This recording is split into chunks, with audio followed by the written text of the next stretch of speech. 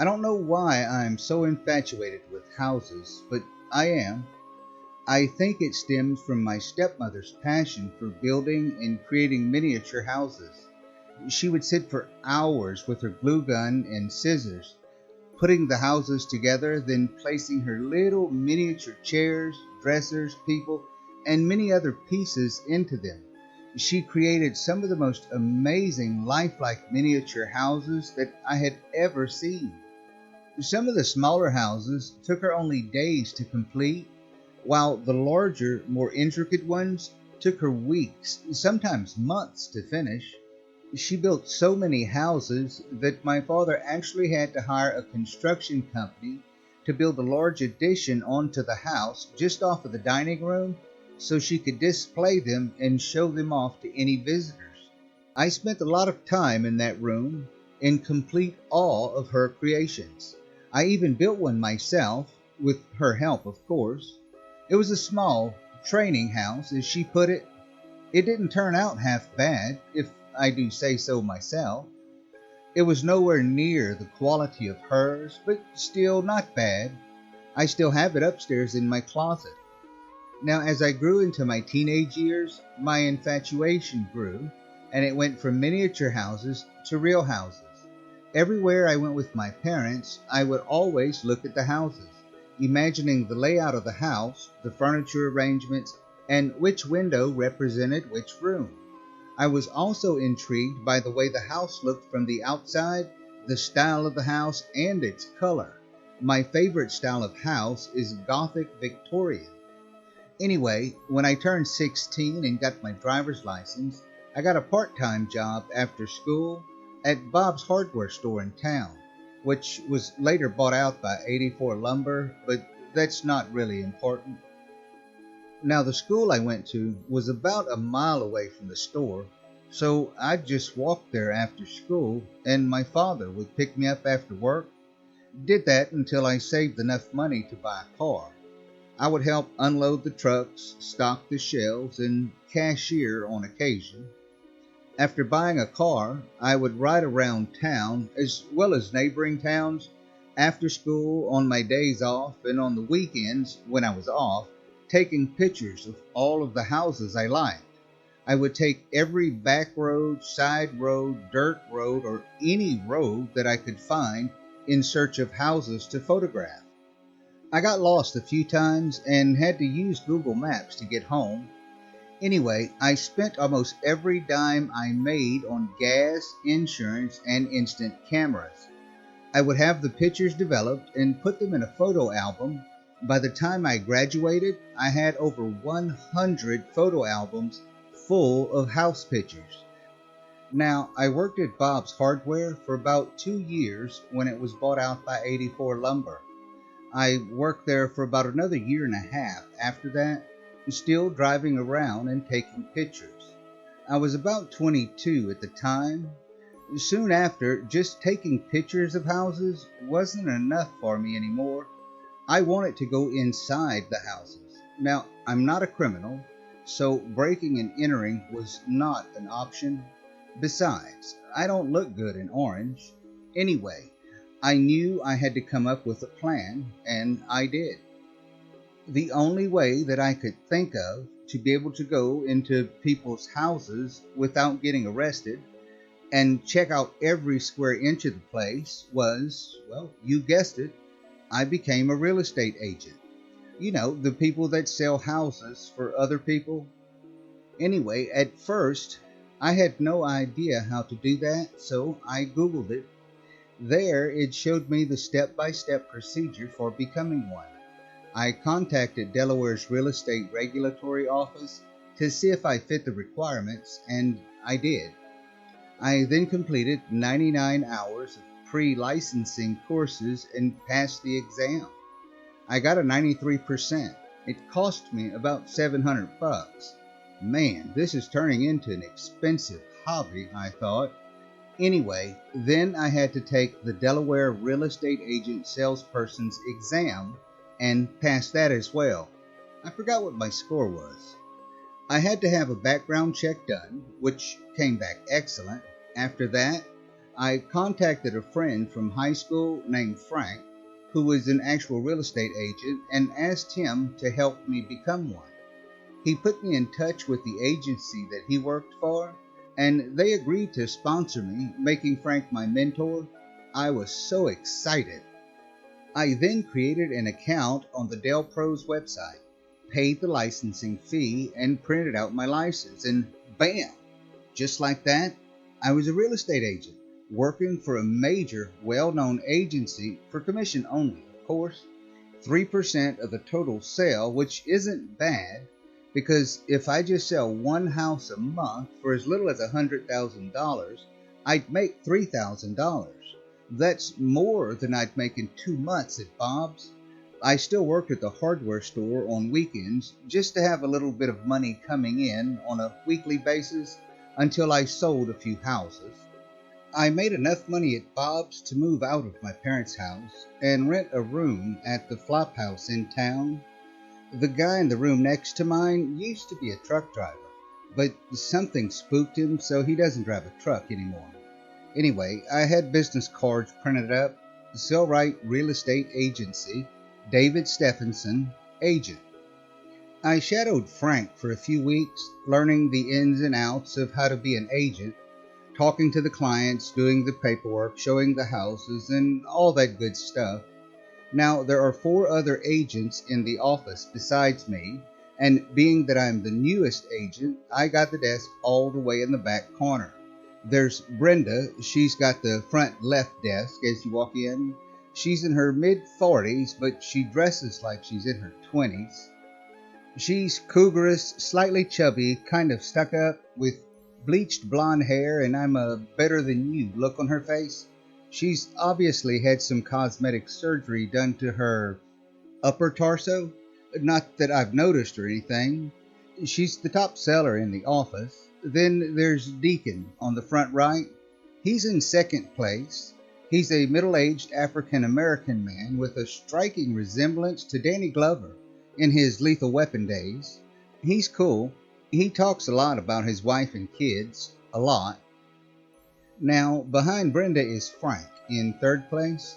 He's in his mid-20s, just like me. He's also a bachelor, but he has an extreme case of Brenda-itis. It's so obvious. I think she's just fake. Anyway, next to Frank is Amy in fourth place. She's a 30-something-year-old soccer mom. She's quiet and mostly just stays to herself. And then there's me in last place, obviously. I am, well, let's say, to quote Weird Al, white and nerdy.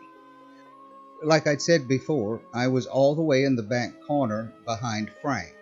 Now, I've never believed in ghosts, entities, or anything paranormal. That was until a few weeks ago. The day started off normal. It was business as usual. It was about 8:30, if I remember correctly. It was just me, Frank, and Deacon in the office. Brenda had an early showing that day, and it was Mother-Daughter Day at Amy's kids' elementary school. Anyway, Deacon was talking with a nice young couple looking to buy a house, and Frank was on the phone with someone, talking about something, I don't even know. I was just sitting there, swirling my pen between my fingers, when he walked in. He was about mid-30s with disheveled brown hair. His clothes were dirty and wrinkled and looked like he had slept in them for about a week. He was nervous, really nervous. He was shaking, stepping side to side and wiping his hands together and looking left and right. Frank turned to me, still on the phone, covered his microphone with his hand and said, "This one's yours." "I'm not ready," I whispered nervously. "Yes, you are. Go," he sharply replied. I then got up, putting the pen on the desk, and walked towards the man. "Hi, I'm David. How may I help you?" I asked, completely petrified. I mean, this was my first time going solo. Anyway, he quickly stepped towards me. I thought he was going to hit me. I want to sell my house or just give it to someone. I don't care. Here's the key And the deed, I just signed it over. My name and the phone numbers are on the keychain. You gotta help me, man. You gotta, he said with extreme nervousness as he handed me the keys and a folded up piece of paper.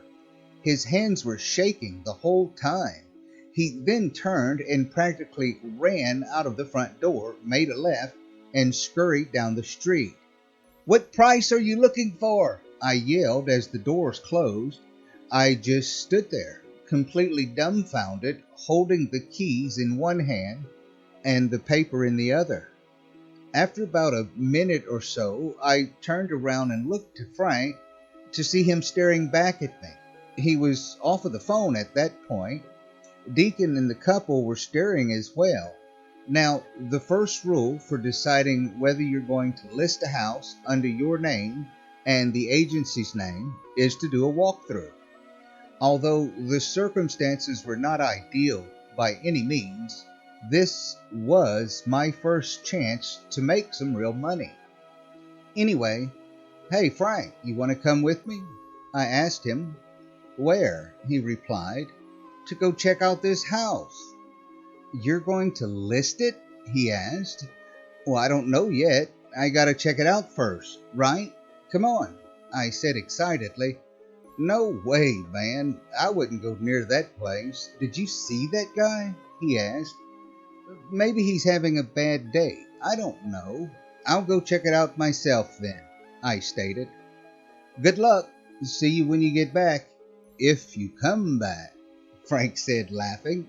"Very funny, Frank," I replied. If he wasn't my friend, I think I might have flipped him off. Anyway, I then looked at the paper and yes, it was the deed to the property. Now, for privacy issues, I'm not going to tell you his name, but I'll tell you the address. It was 1372 North State College Road. It was about 5 miles away from the office. Anyway, I put the keys and paper in my pocket, grabbed the sell right for sale sign, grabbed my coffee mug off my desk, pulled out my keys, walked out of the door, got in my car, and drove over there. In case you're wondering, I drive a 1958 Plymouth Fury. It's red, just like the car in that Stephen King movie, Christine, except mine's not possessed. I'm pretty sure it's not anyway. Now, I arrived at the house. It was a plain, no-frills house. It was 2 stories high, 3 if you count the attic. It was painted all white with black shutters. The paint was chipping and falling off. A gray concrete walkway and steps led to an old rickety front porch. There was a red beat-up car in the driveway, 2 dead trees on either side of the front yard, and the top left bedroom window was broken out. It was on a 1/4-acre plot of land that looked like it hadn't been maintained for years. Standing on the sidewalk directly in front of the house was a man, an old, creepy man. He was staring at the house with his back to me. Well, I assumed it was a man, as I couldn't see his face at the time. He wore a long black trench coat and had long stringy gray hair. Is this what that guy was so afraid of? I thought. I parallel parked the car a few houses up and began to walk back. I got to the house and said to the man, "Excuse me, I'm responsible for this place. What are you doing?" He then turned around and my assumption was correct. It was a man, but he was creepier than I thought. His skin was pale white and almost transparent. His hands were just skin and bones. He had sunken cheekbones, bulging dark, nearly black eyes with severely chapped lips. He stood with a cane with what appeared to be a goat's head on it. He opened his mouth to speak, pieces of dried flesh falling from his lips as he said, "I am preparing for battle," in a deep raspy voice. "What?" I replied. He then stared straight at me with those dead black eyes and said, "Evil lies within this land. Heed my words and leave at once."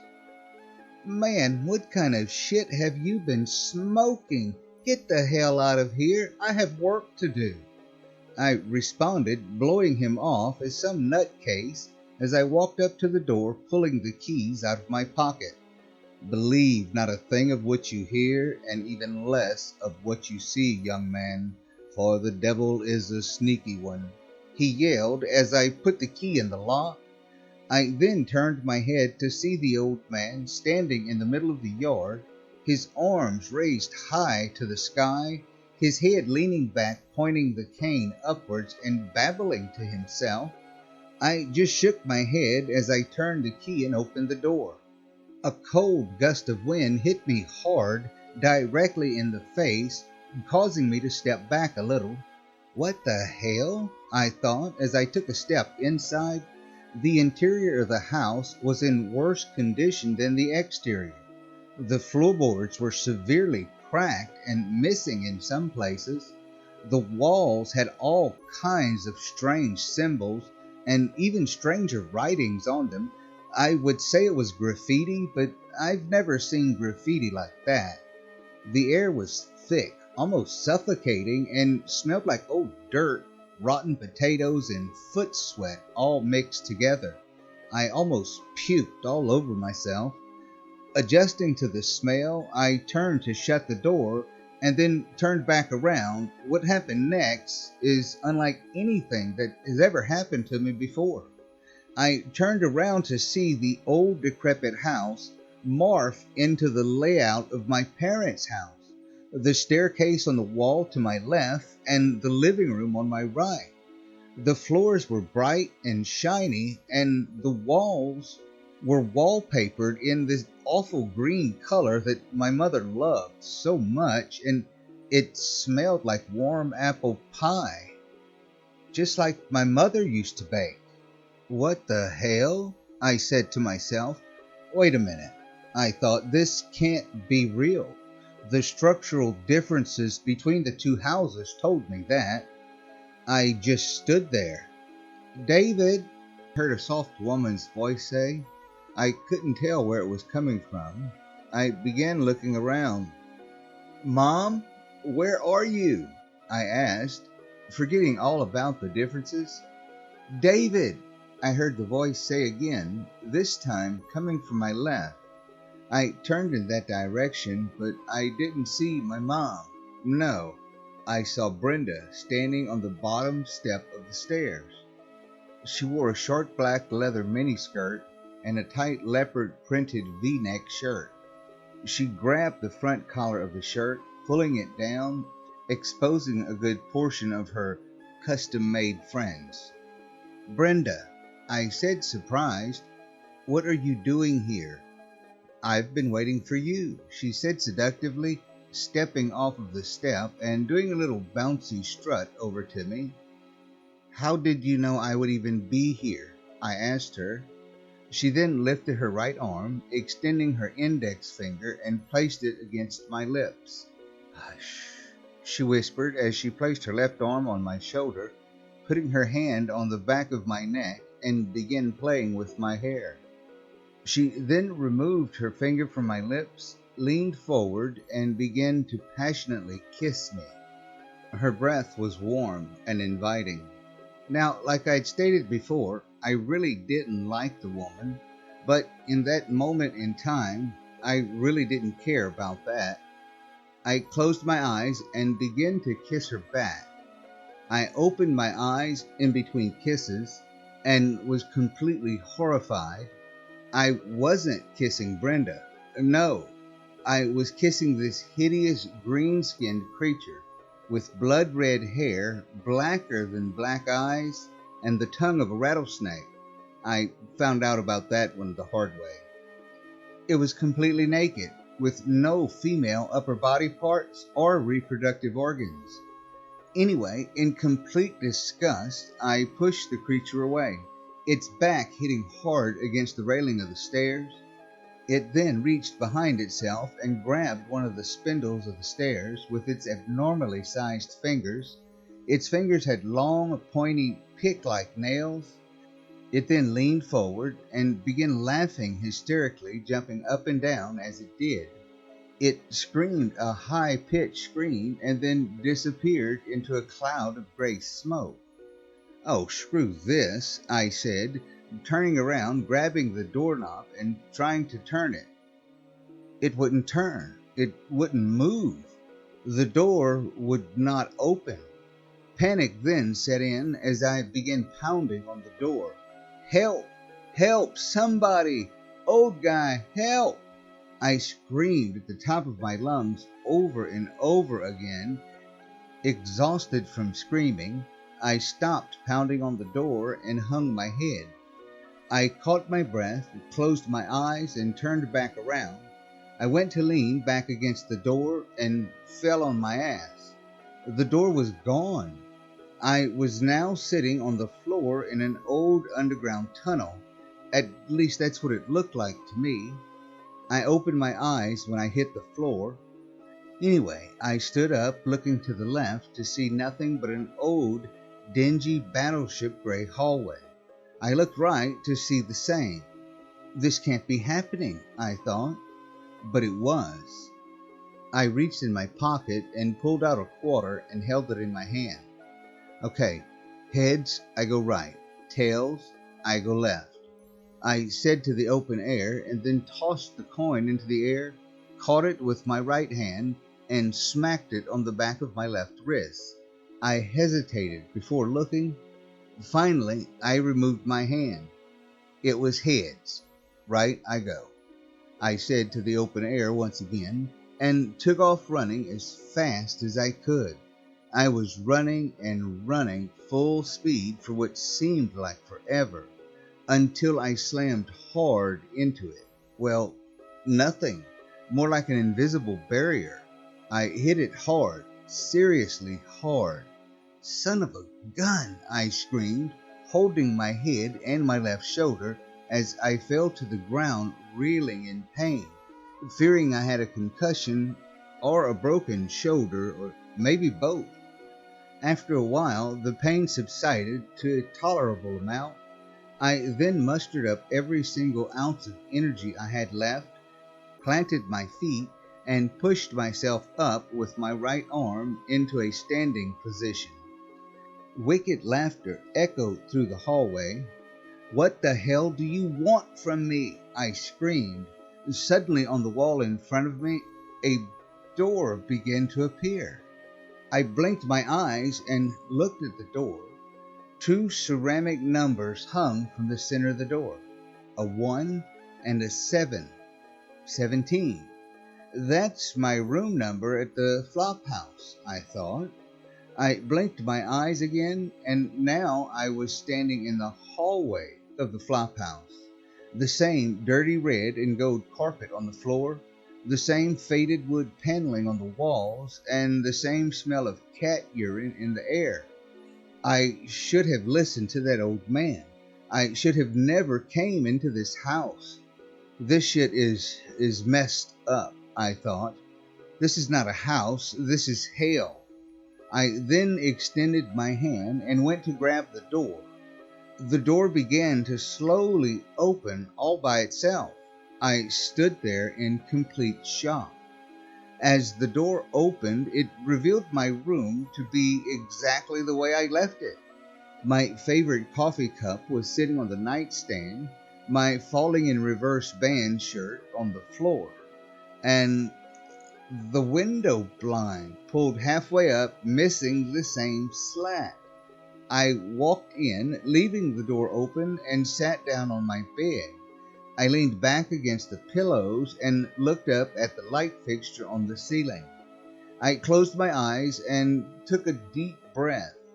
Suddenly, the door slammed shut, startling me. I opened my eyes, still looking at the ceiling, and saw swarms of cockroaches scurrying out of the light and falling down onto me.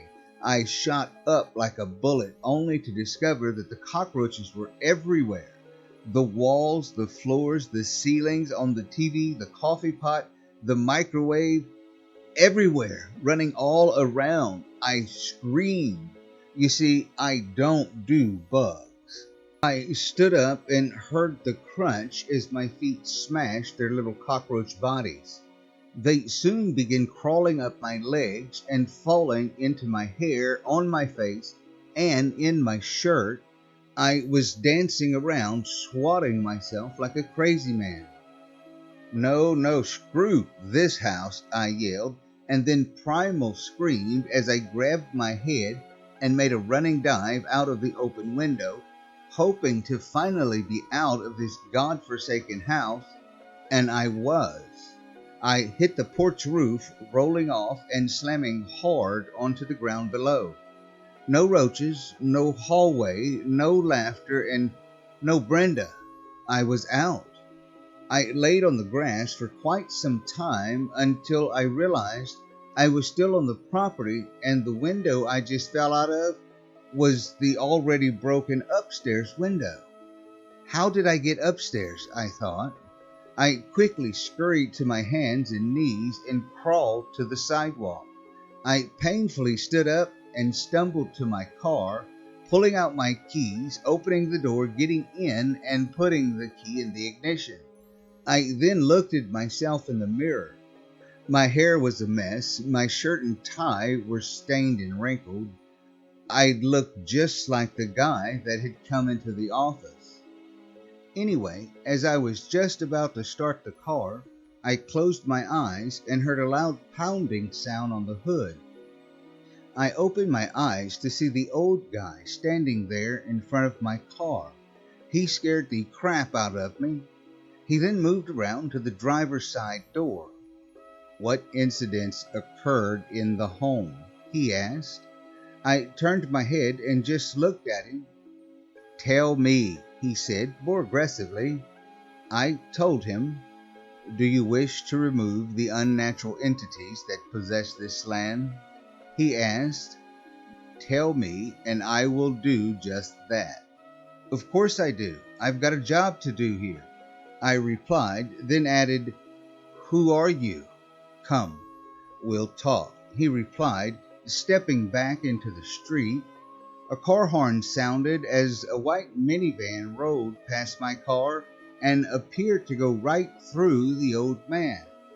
After what just happened, it didn't even faze me. Are you all right? I asked, concerned. Indeed, young man, he replied. Come, let's talk. I opened the car door, looking back before I did. I grabbed my coffee cup and then got out of the car. Now, across the street and to the left was a small canopy sitting area with benches and flowers underneath it.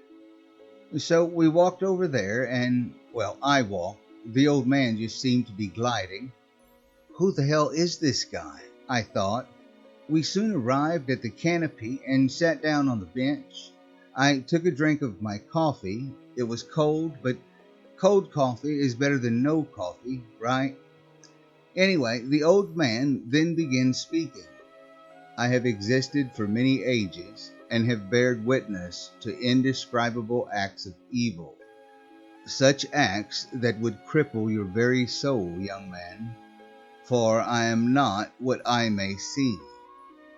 My appearance, for which you see before you now, is what I chose to protect you. I'm not here to frighten you, but to help you. I possess power that banishes said evils, sending them back to whatever crevices in the depths of hell from which they came. All you have to do is ask, he said. What's the catch? I asked. No catch, he replied. This is what I was created to do. What are you? I asked. That is not your concern.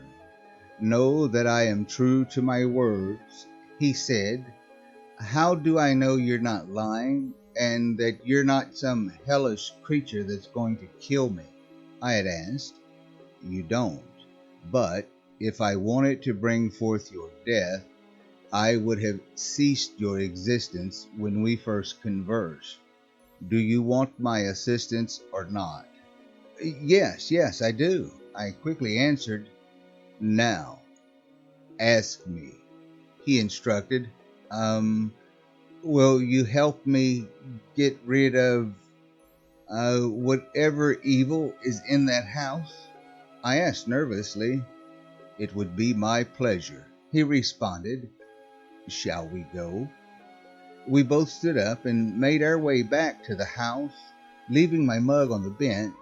We stood up on the front porch facing the door. "What do you need me to do?" I asked.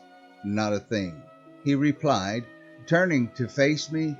"Stand your ground and do not allow this door to open under any circumstances, and whatever you do, do not enter this house. No matter what your ears may hear or your eyes may see, until I am standing before you once again. Is that clear?"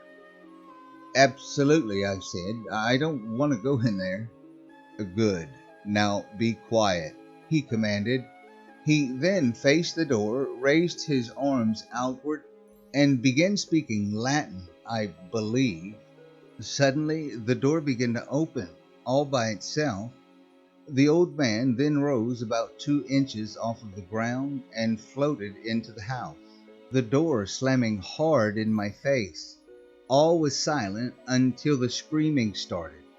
I'll call it screaming, but it was more like a shriek. It grew louder and louder as every second passed, and then it just stopped. Several loud thuds could be heard soon after, followed by the sounds of babies crying. The front door began to shake as if someone or something was trying to open it. I grabbed the doorknob and pulled back as hard as I could, and the babies cried on. "David," I then heard Brenda say. Well, it was her voice, but I knew it wasn't her. "No, you're not real. Leave me alone," I screamed, still pulling on the door. "Open the door, David," it said. At that moment, the entire house began to shake with the force of 1,000 angry men. Dark gray storm clouds filled the skies as the sound of thunder roared in the distance. The wood beams holding up the porch were starting to crack and splinter. The picture window beside the door burst outward, sending glass flying everywhere. The rain then came pouring down. A huge lightning bolt struck the dead tree on the left of the house, causing one half to fall on the car in the driveway and the other half to fall on the roof of the porch. I screamed, completely terrified. I never believed in this stuff before, and now I'm helping to fight it. This is the craziest and coolest day I've had in my entire life, I thought. I then heard what sounded like a sonic boom. Everything became still and quiet at that point. The sky was clear, the ground was dry, the house stopped shaking, the tree was still standing, and the windows, including the upstairs window, were fully intact. And best of all, no more crying babies. I was pulling on the door in fear that this all might be a trick when I heard a deep, raspy voice from behind me say, "My work here is done. This land is now cleansed and sealed. No more shall the evils that once dwelled upon it cross its boundaries." The old man said. "It's over?" I asked. "Most certainly. Now it was a pleasure meeting you, David." He then told me his name, but due to our agreement, I cannot tell you what it is. If you are ever in need of my assistance, simply speak my name aloud, and I will come. But you shall never reveal my name to anyone. Do you understand? "Yes, I understand," I replied. "Good. I bid you adieu," he said. "Wait," I yelled. When I first saw you, you were standing on the sidewalk in front of the house. Who called you then?" I asked. "No one, my dear boy. I was roaming around down here in search of something to do.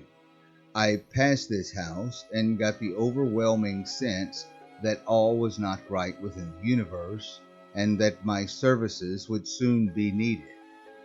And they were." He replied, "Goodbye, David." He began walking, gliding down the street, and then disappeared in the thin air. I just stood there watching him go. I turned around, looking at the house, and smiled. I got a great idea, I said to myself. I walked over to the bench, got my coffee mug, went back to my car, got in, and drove back to the office. I pulled into the parking lot, parked the car, and got out, and walked inside.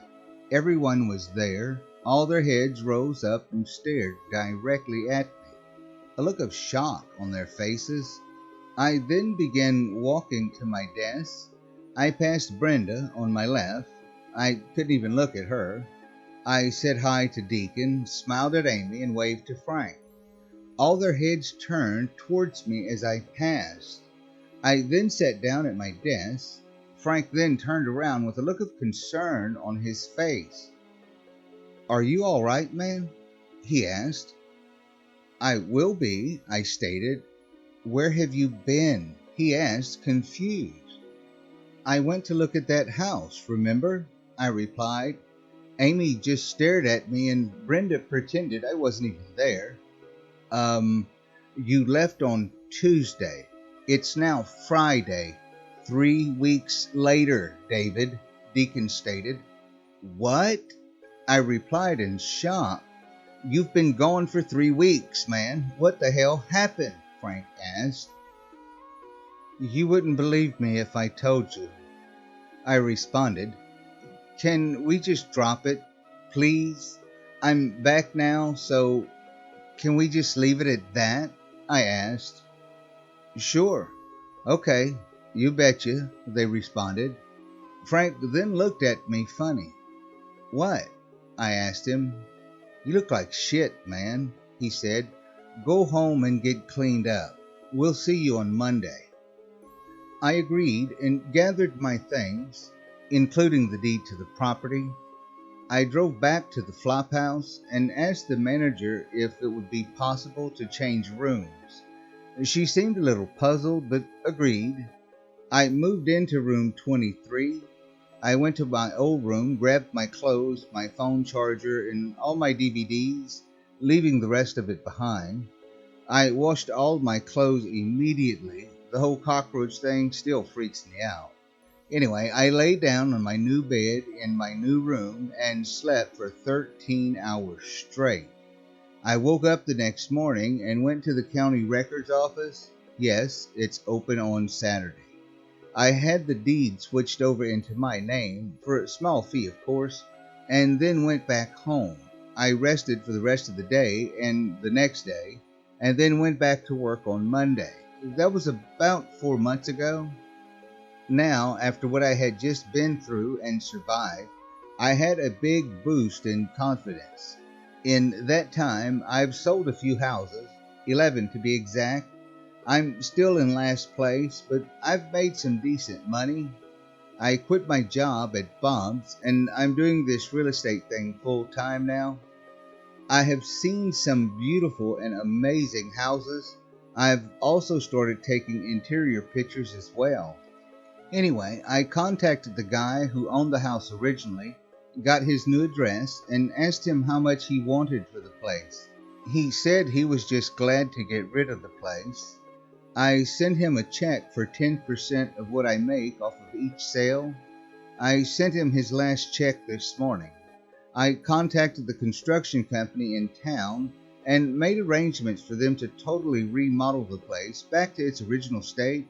It took them 4 months to do so. It cost me a pretty penny, but this place is beautiful now. I had the 2 dead trees removed, hired a landscaping team to fix the yard, and donated the car to Goodwill. I had the electric turned on and had cable installed, so now I can watch live TV. I finally told Brenda what happened between us, and she just smiled and said, "You wish." I can't stand that woman. Anyway, I packed my stuff and moved out of the flop house this morning, and this will be my first night in my new house. Thanks to, well, you know who I'm talking about. No more green, red-haired creatures, no more roaches, and no extended reality. I wish he could see this place now. Yet somehow I think he can. I borrowed a sleeping bag from Frank. Deacon gave me an old table lamp to use, and Amy let me borrow one of her old coffee pots. I bought coffee, creamer, and sugar at the grocery store in town. I forget the name, something with a B, I think. Anyway, I'm going to sleep in the living room tonight and start furniture shopping in the morning. Well, it's getting pretty late. I've got to be up early tomorrow, so good night, everyone.